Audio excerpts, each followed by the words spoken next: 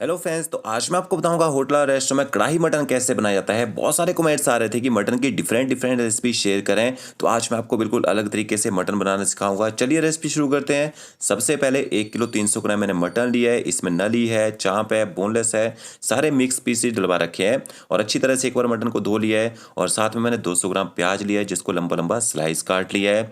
इसके साथ में थोड़े से खड़े मसाले, लौंग, दालचीनी, इलायची, बड़ी इलायची, छोटी इलायची सब मैंने मिक्स करके लिए है। यहाँ मैंने कढ़ाई ली है। सबसे पहले हम उसमें ऑयल ऐड करेंगे। तो 100 ml मैंने देखिए इसमें ऑयल ऐड कर दिया है। जैसे ऑयल थोड़ा सा गर्म हो जाएगा, इसमें आपने सबसे पहले खड़े मसाले ऐड करने हैं और गैस की फ्लेम आपने ना मीडियम रखनी है। और इसके साथ में आप 2 से 3 साबुत मिर्ची ऐड कर दीजिए। मिर्ची को आपने तोड़ के डालना है। इसके साथ में आप एक छोटा चम्मच कूटा हुआ साबुत धनिया ऐड कर दीजिए और साथ में आपने थोड़ा सा साबुत जीरा ऐड करना है। तो कढ़ाई के मसाले में साबुत मिर्ची, साबुत जीरा और साबुत धनिया का यूज़ किया जाता है। मसाले देखिए अच्छे से गर्म हो चुके हैं। इसके बाद आपने इसमें स्लाइस कटा हुआ प्याज ऐड कर देना है। आप चाहें प्याज को बारीक काट के भी यहाँ पे यूज़ कर सकते हैं। गैस की फ्लेम हाई करेंगे। हाई फ्लेम में आपने प्याज को तब तक पकाना है जब तक प्याज अच्छी तरह से सॉफ्ट ना हो जाए। प्याज को आपने ज़्यादा गोल्डन ब्राउन नहीं करना है। देखिए प्याज सॉफ्ट हो चुका है। इसके बाद आपने इसमें थोड़ी सी हरी मिर्च ऐड करनी है और 1 बड़ा चम्मच आपने इसमें अदरक लहसुन का पेस्ट ऐड करना है। जब आप इसके लिए अदरक लहसुन का पेस्ट बनाते हैं, बराबर मात्रा में आपने अदरक और लहसुन का यूज़ करना है। अब आपने गैस की फ्लेम मीडियम रखनी है और मीडियम फ्लेम में अदरक लहसुन के पेस्ट को अच्छी तरह से पका लीजिए।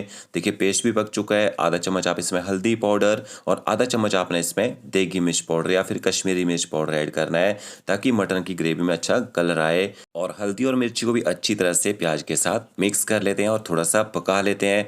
इसके बाद आपने इसमें मटन ऐड कर देना है। तो जब भी आप मटन बनाते हैं ना, या तो प्याज को थोड़ा कच्चा रखिए या फिर पूरा गोल्डन ब्राउन कर दीजिए। जैसे हम प्याज को मीडियम सा ब्राउन करते हैं वैसे नहीं करना है। अगर आप इन 2 तरीकों से मटन के साथ प्याज को पकाएंगे, प्याज अच्छी तरह से गल जाता है, अच्छे से इसकी ग्रेवी बन जाती है। तो गैस की फ्लेम हाई करेंगे और हाई फ्लेम में सबसे पहले आपने मटन को प्याज के साथ अच्छी तरह से मिक्स कर लेना है और अच्छी तरह से आपने इसको गर्म भी कर लेना है। तो 2 मिनट तक आपने गैस की फ्लेम हाई रखनी है। जैसे मटन गर्म हो जाएगा ऊपर से कवर कर दीजिए। एकदम लो फ्लेम में 8 से 10 मिनट तक मटन को पकने दीजिए।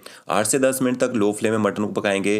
जो हमने इसमें प्याज का यूज़ किया है वो सॉफ्ट हो जाएगा और मटन देखिए काफ़ी सारा पानी भी छोड़ देगा। और बीच में 1-2 बार आपने पलटा भी चलाते रहना है। अब आपने गैस की फ्लेम हाई कर देनी है और हाई फ्लेम में आपने मटन की ना भुनाई करनी है। तब तक आपने मटन को भूनना है जब तक इसमें हमने जो प्याज का यूज़ किया ना वो प्याज पूरी तरह से गल ना जाए और मटन जो है ऑयल छोड़ना शुरू ना कर दे। तो ये देखिए आप देख सकते हैं मटन ने यहाँ पे ऑयल छोड़ना शुरू कर दिया है। इसके बाद हम इसमें मसाले ऐड करेंगे। तो मसालों में आपने सबसे पहले इसमें नमक ऐड करना है। 1 चम्मच भर के आप इसमें नमक ऐड कर दीजिए। थोड़ा सा इसमें हल्दी पाउडर ऐड करेंगे। 1 चम्मच भर के आपने इसमें कश्मीरी मिर्च पाउडर ऐड करना है, इससे ना कलर अच्छा आएगा। 1 चम्मच भर के आप इसमें धनिया पाउडर ऐड कर दीजिए।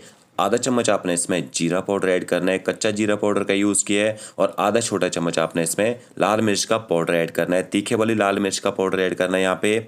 और इसके बाद अच्छी तरह से मसालों को मीडियम फ्लेम में ना मिक्स कर लेते हैं। गैस की फ्लेम आपने कम रखनी है ताकि मसाले जो है जले ना, क्योंकि अभी देखिए मटन में मॉइस्चर है।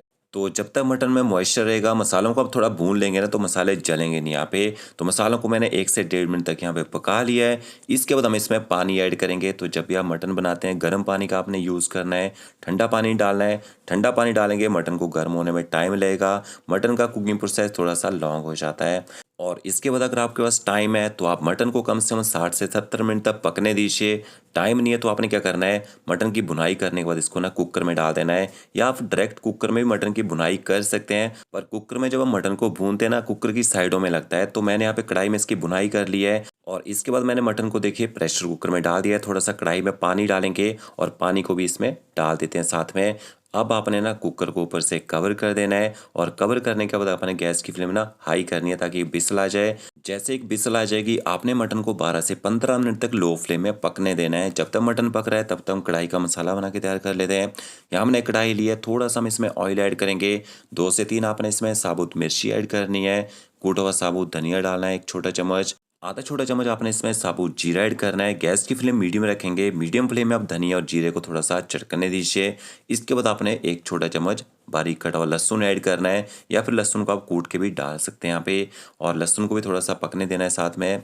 फिर आपने एक बड़ा सा प्याज लेना है, उसको आपने यहाँ पे चॉप करके ऐड करना है। ये जो कढ़ाई का मसाला है ना, इसको आपने अलग से बना के तैयार करना है। सबसे पहले आप चॉप मसाला बनाइए इसके लिए। तो देखिए प्याज पक चुका है, इसके बाद आपने इसमें थोड़ी सी हरी मिर्च ऐड करनी है। हरी मिर्च का यूज़ मैंने ज़्यादा तो किया है क्योंकि ये तीखी नहीं है। अगर आप यह तीखे वाली हरी मिर्च हो तो उसका यूज़ आपने कम करना है।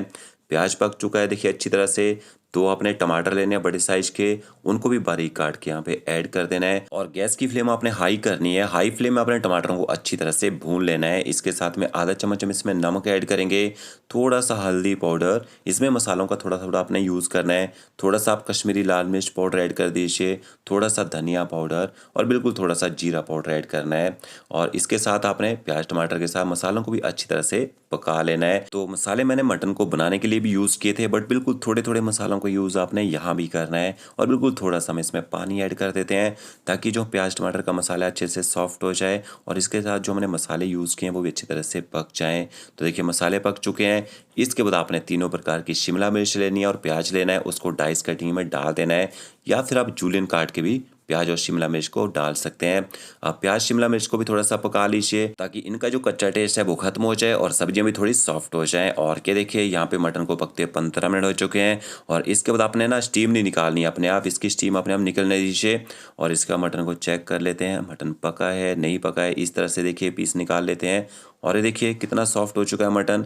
अगर मटन ज़्यादा ही सॉफ्ट हो जाए तो आपने इसकी ग्रेवी अलग कर देनी है और पीसीज आपने इसके अलग रखने हैं, क्योंकि जो ग्रेवी है थोड़ी सी पतली रहती है, बट जो कढ़ाई मटन बनता है उसकी जो ग्रेवी है ठीक रहती है। तो देखिए ग्रेवी मैंने छान के यहाँ पे कढ़ाई के मसाले में ऐड कर दी है। अब आपने गैस की फ्लेम हाई करनी है और हाई फ्लेम में इस ग्रेवी को थोड़ा सा ड्राई होने देना है ताकि ग्रेवी थोड़ी थिक हो जाए। यहाँ पे अगर आप मटन के पीसेस साथ में डाल देते और मटन अच्छी तरह से गल गया होता तो मटन पूरी तरह से टूट जाता है ग्रेवी के अंदर। और इसके बाद आप जैसे ग्रेवी थिक हो जाएगी, आपने जो मटन बना के रखा होगा वो सारे पीसेस इसमें डाल देने हैं और थोड़ी देर अपने मटन के पीसेस को भी पका लेना है कढ़ाई के मसाले के साथ में, ताकि पीसेस के अंदर भी अच्छा शिमला मिर्च का फ्लेवर और टेस्ट आ जाए यहाँ पे।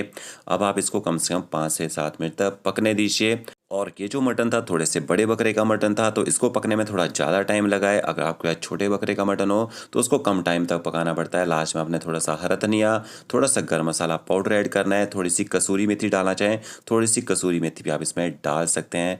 तो ये हमारा कढ़ाई मटन बन के तैयार हो चुका है। आप इसको राइस, रोटी, लच्छा पराठा के साथ सर्व कर सकते हैं। वीडियो अच्छा लगा होगा लाइक शेयर कमेंट जरूर कीजिएगा। Okay friends, thank you.